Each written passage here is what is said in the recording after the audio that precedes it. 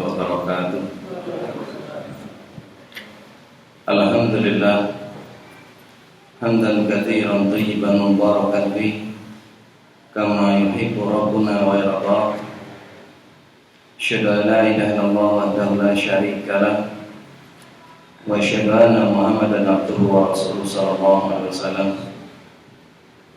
Wa sallallahu ala nabiyyina Muhammadin wa ala alihi wa man tabi'ahum bi ihsan ila yaumiddin. Amma ba'd. Bapak Ibu, saudara-saudara rahimakumullah. Alhamdulillah. Marilah kita panjatkan rasa syukur kepada Allah Subhanahu wa taala yang telah memberikan kepada kita berbagai macam bentuk kenikmatan, baik nikmat sehat, nikmat Islam, nikmat iman, dan juga nikmat sunnah. Nikmat-nikmat tersebut adalah nikmat yang besar, akan senantiasa kita syukuri sehingga Allah menambah nikmat yang telah kita terima. Amin Allahumma amin. Pada kesempatan yang berbahagia ini kita bawakan materi yaitu keutamaan bulan Muharram, Asyura, dan penyimpangan di dalamnya. Materi ini sangat panjang sehingga nanti hanya semampunya saja dan sebagainya kita akan ringkas. Jamaah rahimakumullah, bulan Muharram adalah salah satu bulan yang mulia. Namun sebagian kaum muslimin tidak memahami hal ini. Bahkan sangat disayangkan di antara mereka justru memiliki pemahaman bahwasanya bulan Muharram, bulan Syura itu dianggap bulan yang sial, dianggap bulan yang bisa menjadikan kebinasaan. Padahal agama kita itu tidak demikian. Adapun keutamaan bulan Muharram, yaitu yang pertama bulan Muharram atau Asyura, ini merupakan bulan yang disucikan oleh Allah Subhanahu wa taala. Allah Subhanahu wa taala berfirman, "Inna iddata syuhur 'indallahi 12 syahran fi kitabillahi yauma khalaqas samawati wal ardh minha arba'atu hurum." Sesungguhnya bilangan bulan di sisi Allah ialah 12 bulan, sebagaimana ketetapan Allah pada waktu Dia menciptakan langit dan bumi. Jadi Allah menciptakan langit dan bumi, diberi ketentuan, ketetapan bahwasanya bulan itu adalah ada 12 bulan. Di antaranya ada 4 bulan yang haram. Sebutkan di dalam surat At-Taubah, surat ke-9 ayat 36. Rasulullah SAW juga menyebutkan, "Inna zamana qad istadara ka hayatihi yawma khalaqallahu samawati wal ardh as-sanatu 12 syahran." Sesungguhnya waktu itu berputar sebagaimana keadaannya ketika Allah menciptakan langit dan bumi. Setahun itu ada 12 bulan. Minha arba'atu hurum, kata Rasulullah. Di antara bulan-bulan tersebut ada bulan yang haram, tidak boleh berperang. Bulan-bulan yang dihormati, bulan-bulan yang disucikan. Talatu mutawaliyat, 3 bulan berturut-turut, dan yang satu terpisah. Dzulqa'dah, Dzulhijjah, Muharram, wa Rajab, Mudhar. Alladzi baina Jumada wa Sa'ban. Apa yang dimaksud dengan Rajab Mudhar? Yaitu Rajab ini dulu dipertahankan oleh kabilah Mudhar agar tetap dimasukkan tetap pada bulan-bulan haram, yaitu pada bulan yang ketujuhnya, di mana kalau kita hitung yaitu bulan Muharram, kemudian Safar, Rabiul Awal, Rabiul Akhir, Jumadil Ula, Jumadil Tsani, Rajab, kemudian Sya'ban, Ramadan, Syawal, Dzulqa'dah, kemudian Dzulhijjah. Ini bulan-bulan yang ada pada kita.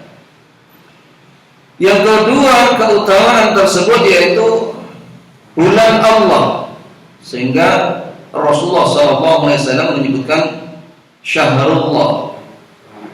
Di dalam hadis beliau SAW bersabda, Afdhalus siyam ba'da Ramadan Syahrullah. Puasa yang paling utama setelah bulan Ramadan yaitu bulan Allah Muharram. Wa afdhalus sholati ba'dal fardhidah sholatul lail. Dan sholat yang paling utama setelah sholat wajib yaitu sholat malam, ya, qiyamul lail. Hadis ini diriwayatkan Imam Muslim dan juga Ahmad. Kemudian yang ketiga, bulan Muharram ini diagungkan semua agama samawi, ya.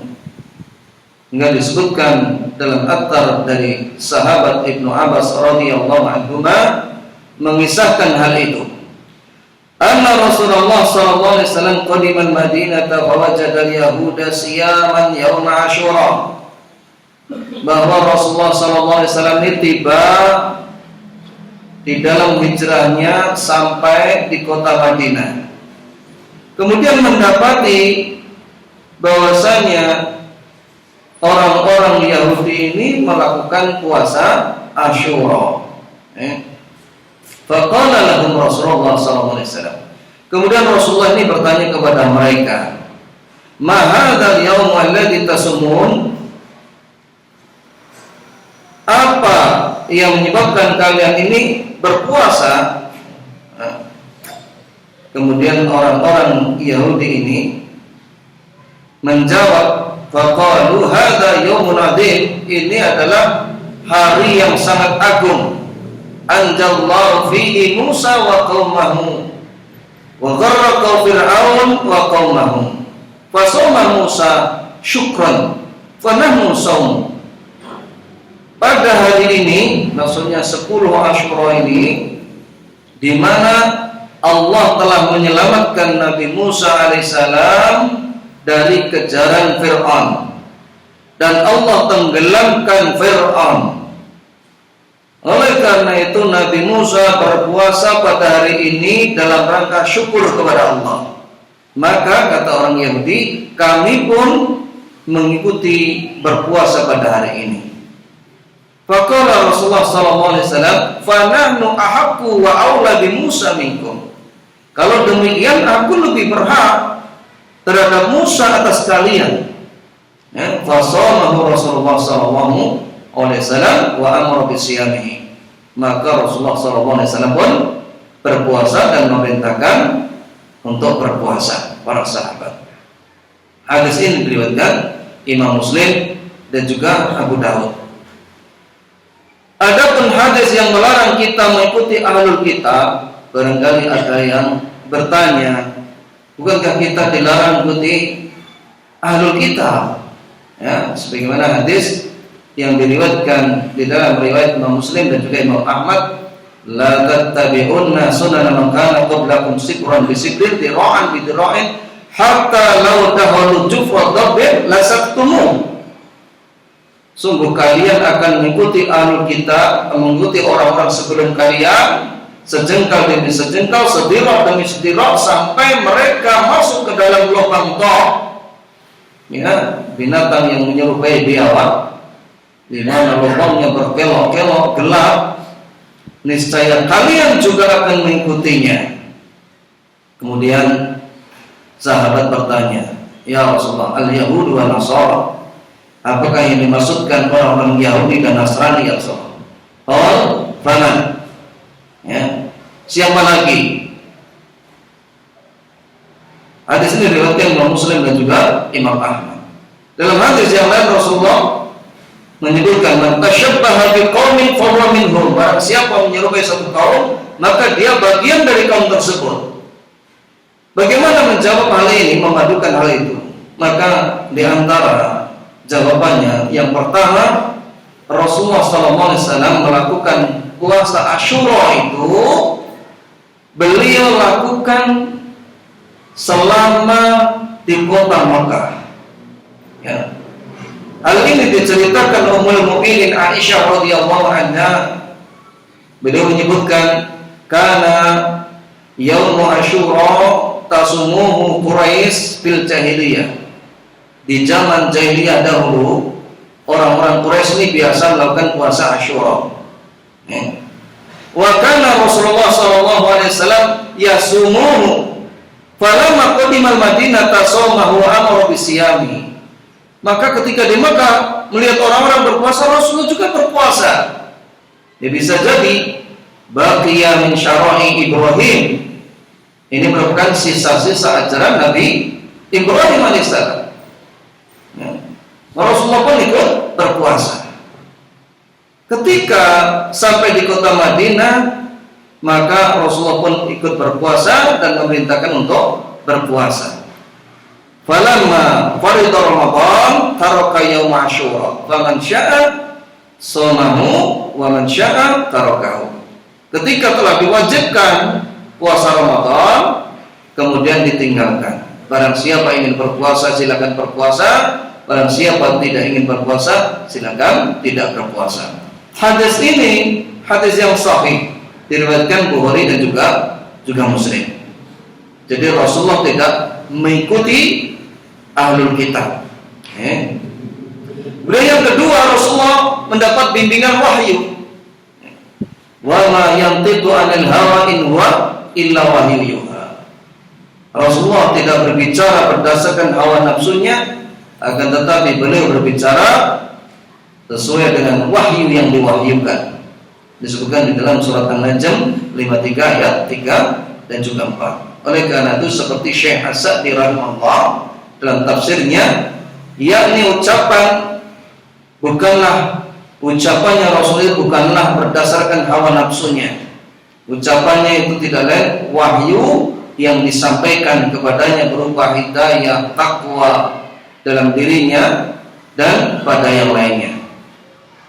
Kemudian jawaban yang ketiga, pada dasarnya Rasulullah dalam melaksanakan pelaksanaan puasa Asyura tersebut, Rasulullah juga menyelisih ahlul kitab.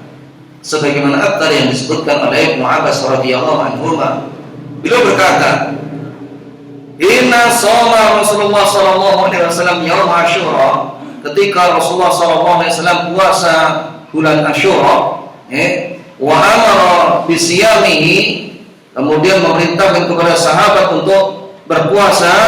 Faqalu, sahabat berkata kepada Rasulullah, "Ya Rasulullah, innahu yaumun tu'azzimuhu al-yahud wal nasara."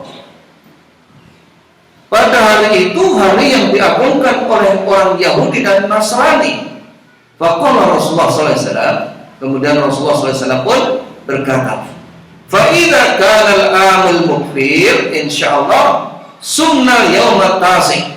Kalau begitu, tahun depan insyaallah kita akan mulai puasanya pada hari ke-9-nya. Falam yatil am mukfir hatta tuwfiya Rasulullah sallallahu alaihi wasallam. Akan tetapi ketika tiba tahun depannya Rasulullah telah wafat.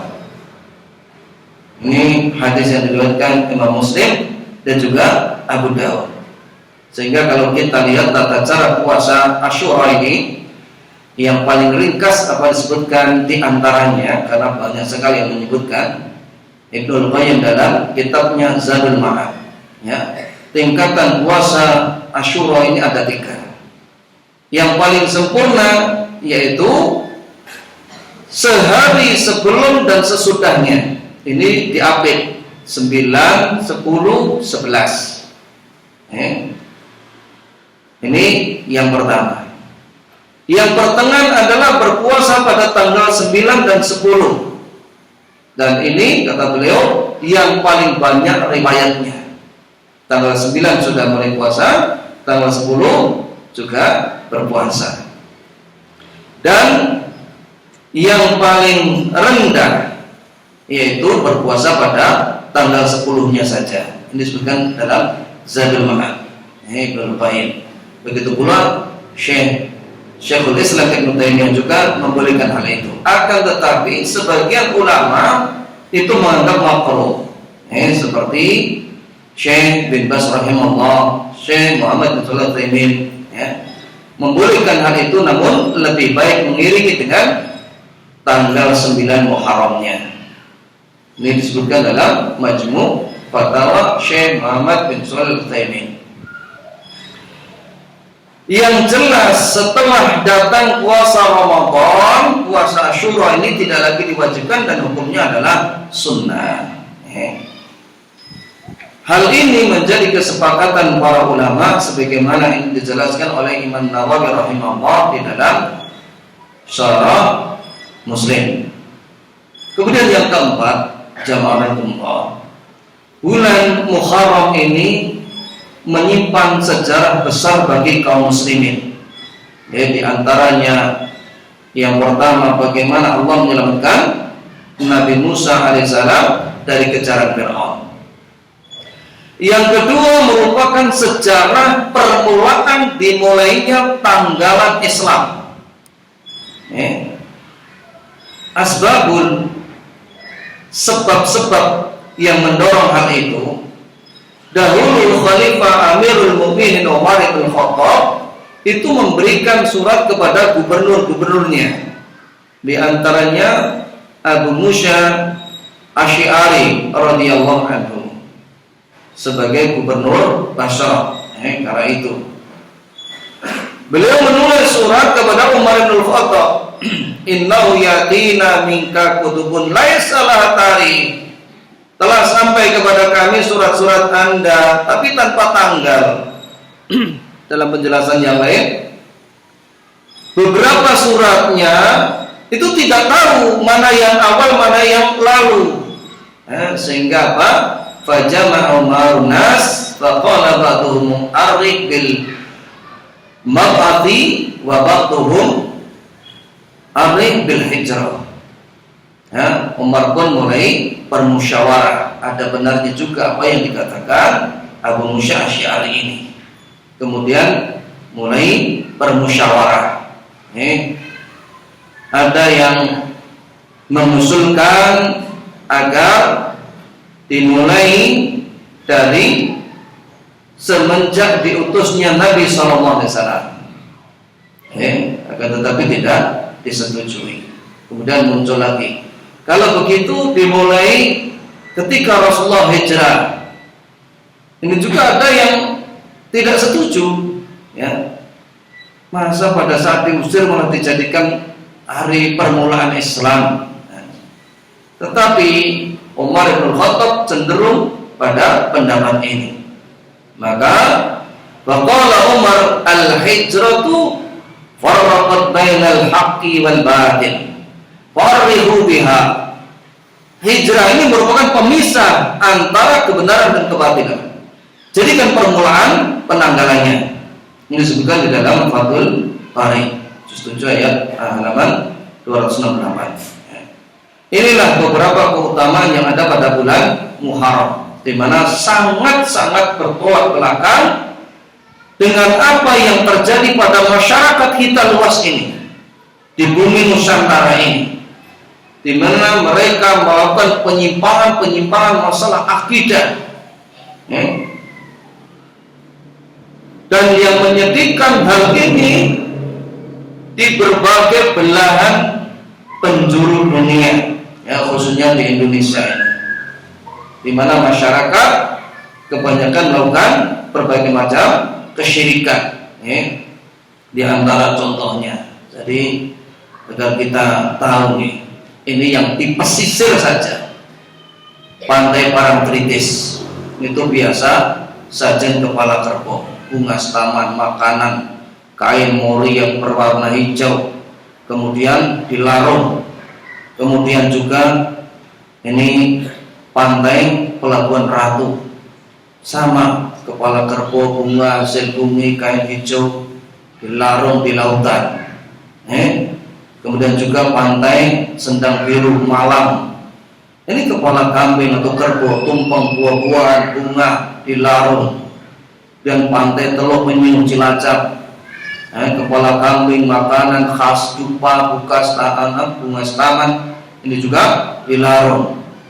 Pantai Kanjeran Surabaya sama, pantai Bom Banyuwangi, pantai Kartini Jepara, itu seperti itu. Tumpeng, ayam ingkung, bunga, ini dilarung. Pantai Tanjung Benoa Bali, kalau Bali mungkin orang-orang Hindu.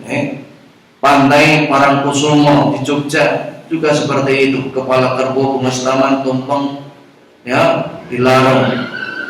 Ini yang mereka meyakini bahwasanya Segoro Kidul Nyiloro Kidul itu penguasa, itu sebenarnya betul-betul telah terbalik nalarnya. Kok saya katakan demikian? Kenapa? Pertama karena mereka tidak ubahnya, kalau memang ada, itu adalah jin, setan, demit, iblis, seperti itu. Perlu diketahui bahwasanya jin, setan, demit, iblis itu tidak memiliki kemampuan untuk mengetahui perkara gaib. Tidak bisa. Bisa dilihat di dalam surat Sabah. Begitu pula tidak bisa mendatangkan manfaat dan juga mudarat, tidak bisa. Illa bi'nillah. Silakan lihat di dalam surat Al-Baqarah kedua ayat 102. Sekalipun tenung santet, itu semuanya tidak akan bisa memberikan mudarat. Illa bi'nillah, kecuali atas izin Allah. Jadi mana mungkin hal itu diketahui dari timur sampai barat, orang yang berhajat tidak berani. Kan ini nalarnya terbalik. Dia tidak memiliki kemampuan sebagaimana Allah menguasai, mengetahui, mendatangkan manfaat mudarat. Begitu pula kita lanjutkan. Pantai Tawang di Kendal, Jawa Tengah, itu juga seperti itu. Sajen Pelaro, ini yang di pesisir, belum lagi yang terjadi di masyarakat, seperti di Gunung Kemungkus, itu juga seperti itu. Bunga makanan untuk arwah Pangeran Samudro, yang terjadi. Gunung Tidar Magelang, tabur bunga, air kembang, dupa di makam Syekh Subakir. Ini semuanya di bulan Muharram. Gunung Kawi, kopi, dupa, bunga, ini untuk Mbah Jogo. Kalau yang biasa kesana mungkin tahu. Silakan, sumber itu akurat. Kemudian juga makam Sunan Kalijogo, ziarah sesaji, dupa, ini 10 Muharram. Kedaton Yogyakarta juga seperti itu. Labuhan, Jamasan Pusaka, juga kepala kerbau. Keraton Surakarta juga seperti itu. Kirap, pusaka, sesaji, jamasan, semuanya di bulan Syuro, termasuk di Mangkunan Negara, itu seperti itu. Ini semuanya kesyirikan yang terjadi di bulan Asyura ini, sehingga betul-betul memprihatinkan. Persis seperti yang disebutkan Allah Subhanahu wa taala. Wa ma yu'minu aktsaruhum billahi illa wa hum musyrikun. Dan sebagian besar dari mereka tidak beriman kepada Allah, melainkan dalam keadaan mempersekutukan Allah dengan sembahan-sembahan yang lain. Disebutkan dalam surat Yusuf 12 ayat 106. Mereka menyangka ini begini, ini baik, ini merupakan budaya. Kesyirikan di atas namakan budaya. Dan sebagian besar yang melaksanakan adalah orang-orang beriman, orang-orang Islam, mengaku seperti itu. Oleh karena itu Allah sebutkan, wa ma yattabi'u aktsaruhum illa dhanna wa inna dhanna la yughni minal haqqi syai'a. dan kebanyakan mereka tidak mengikuti kecuali prasangkaan saja. Sesungguhnya prasangka itu tidak sedikit pun berguna untuk mencapai kebenaran. Ini bahkan jelas kalau seandainya mereka mengatasnamakan ini sebagai perantara, ini sebagai wasilah, Allah sudah bantah di antara dalam surat Az-Zumar 39 ayat 3. Walladzina nattakhidhu min dunillah ma na'budun illa liqarribuna ila Allahi zulfa. Orang-orang yang menjadikan sembahan-sembahan selain Allah, mereka berkata, kami tidak menyembah ini tidak lain hanyalah supaya mendekatkan diri kepada Allah sedekat-dekatnya. Ini dibantah oleh Allah Subhanahu wa ta'ala. Belum lagi yang tersebar tatoyur. Tatoyur secara bahasa diambil dari toir, toyur, burung.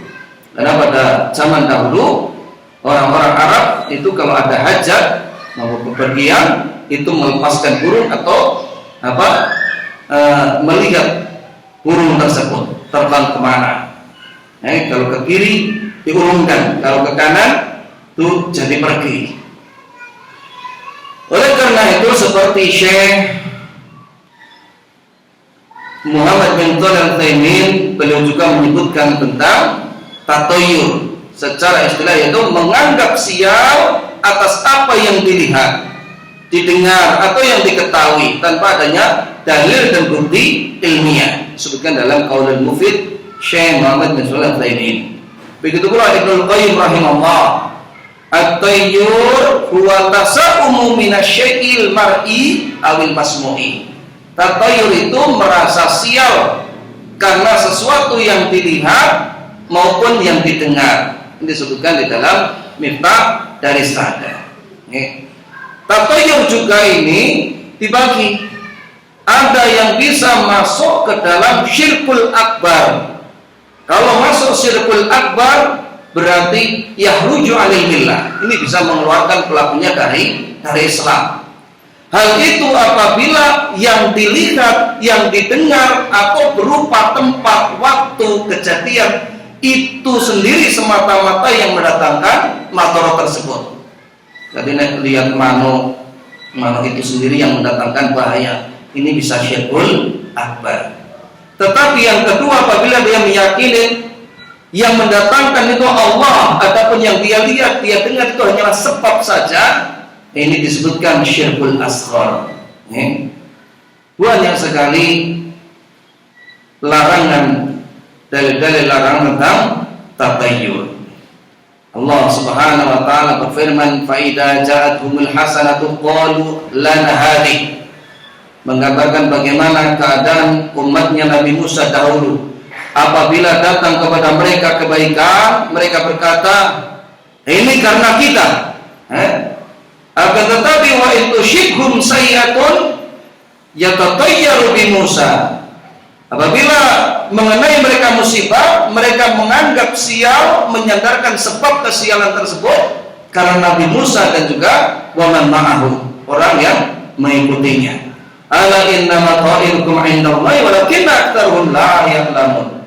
Kata Allah, ketahuilah sesungguhnya kesialan itu telah menjadi ketetapan Allah, akan tetapi kebanyakan manusia tidak mengetahuinya. Sebutkan di dalam surat Al-A'raf 7 ayat 131. Begitu pula dalam surat Yasin 36 ayat 18 dan juga 19. Rasulullah SAW bersabda, la adwa wala tiyarata wala hamata wala sofara. Tidak ada penyakit menular tanpa campur tangan Allah. Tidak ada anggapan sial, tidak ada. Begitu pula tidak ada burung yang membawa kepada kesialan, dan juga tidak ada kesialan disebabkan bulan Safar. Ya, jadi apa yang diyakini orang-orang sekarang menganggap bulan Asyura ini bulan sial, ternyata ini warisan dari nenek moyang mereka, sinten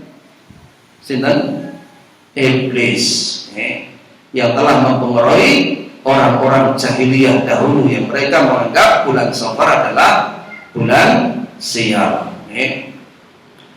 Rasulullah bahkan menyebutkan at-tiyaratu syirkun, at-tiyaratu syirkun, at-tiyaratu syirkun. Anggapan sial itu syirik. Sampai disebut 3 kali. Wa ma minna illa, tidaklah di antara kita pasti terbetik hal itu, kata Rasulullah SAW. Akan tetapi walakin Allah yudhibu bitawakkul. Allah menghilangkan hal itu dengan tawakal. Ya. Begitu pula Rasulullah menyebutkan, hadis ini riwayat Bukhari dalam Adab al-Mufrad dan juga Tirmidzi. Dalam riwayat yang lain diriwayatkan Al-Bazzar, dihasankan Sya'bani, laisa minna man tatayyara aw tutayyira lahu. Bukan bagian dari kami orang yang melakukan tatayyur atau orang yang minta dilakukan tatayyur untuknya. Lu kok bisa seperti apa? Jadi termasuk ya ini pendekatan nalar saja.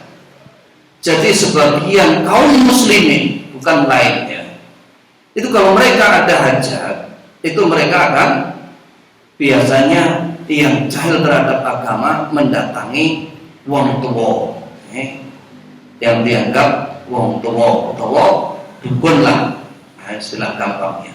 Kemudian mereka akan bertanya, Mbak, putumu wedok saiki wis gedhe, wis entuk jodoh, niki mengke ajeng mantu. Kinten-kinten nek mendhet dinten niki mengke pripun, Sebagai dukun ada yang beli yang mesti didoli kan begitu. Ora ketak bener, ora kan seperti itu dukun. Lah kira-kira dinapa lho? Ya selasa wage, Mbak. Nek kuwi lak jare biyen keblake mbahmu. Boleh liyane wae. Maka semacam ini ya, minta untuk ditatoyurkan. Ini tidak boleh. Bahkan Rasulullah SAW menyebutkan man raddathu tayyaratu min hajatin faqad asyraka. Barang siapa mengurungkan niatnya karena tial, anggapan sial, maka ia telah berbuat syirik. Adapun fenomena tatayur, ada yang diriwayatkan Imam Ahmad Syaikhan Syabani. Fenomena tatayur ini banyak sekali di masyarakat kita. Yang pertama, menganggap sial bulan Muharram, bulan Syura, sehingga mau pindah rumah tidak berani, bubrah rumah boten wantun, nikah ke anake nggih boten wantun. Sampai menebang pohon juga tidak berani. Ini realita. Padahal seperti yang kita sampaikan di awal, Nyi Loro Kidul kuwi anake pira kok ben taun nikahke. Apa duweni kekuatan kaya Tuhan, kono-kono ngerti. Kan seperti itu. Itu tidak benar. Nah, mriki pun wonten nikahke bulan Suro napa dereng, Pak? Wonten apa dereng? Dereng wonten. Iya wis, niku kesadaran. Yang kedua, bersamaan tanggal lahir weton. Itu juga dianggap membawa sial. Jadi diundur. Kemudian juga dari hewan. Ada burung gagak, ngebio omah, kelipengan, dianggap bawa sial. Burung hantu, burung kedase dianggap bawa sial. Seperti itu. Dianggap wah sapa kae sing arep mati kae. Depen kono saiki kene suwe-suwe nyedak arep kesebruk ora kumpul. Akhirnya susah sendiri kan. Seperti itu. Kemudian juga cicak, mungkin ketiban cicak, aduh, aku ketiban cicak iki arep apa iki? Sedih. Malah seperti itu. Ular, mau ke Solo, terlalu dan Pulau Malang nyebrang dalan. Wah, ini alamat no awake dhewe kita arep kena molo iki. Semuanya tidak benar. Kucing, nabrak kucing, Tidak apa-apa diambil, dipendam, tidak masalah. Tapi kalau dia yakini hal itu bisa mendatangkan madharat, bisa jadi betul-betul terjadi. Ini hati-hati. Hati-hati. kemudian juga suara tekek. Itu saking orang tersebut nganggap tatoyur, itu suara tekek saja dihitung. Tekek bejo, tekek celopo, tekek bejo, tekek celopo, mandek, pisang kas. Ayo tekek orang ngerti.